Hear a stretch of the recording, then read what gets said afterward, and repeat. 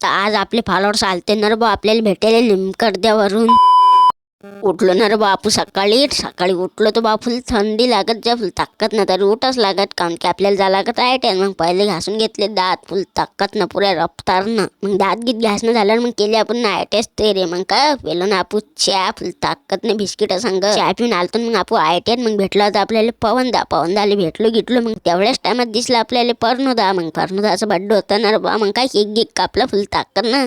पर्णोदाला चालला बा आपण ना केक. काल पर्णोदाच्या गावातले आले बा आपल्याला भेटायला पर्णोदाचा मोठा भाऊ. मग का बा या दाले भेटलो गिटलो. मग या दाचा स्वभाव तर लेस काचा आवडला आपल्याला. तू आज तर लेस कास वाटत द्या कारण की आपल्याला इतके दुरून भेटायला येऊ राहिले ते पण फक्त तुमच्या याच्यानं असाच सपोर्ट देत राहा तुमच्या भावाले. मग काय ॲटे सुटल्यावर निघाल तो घरी. मग तेवढ्याच टायमात दिसला होता आपल्याला दादूदा आपला भाऊसाहेब.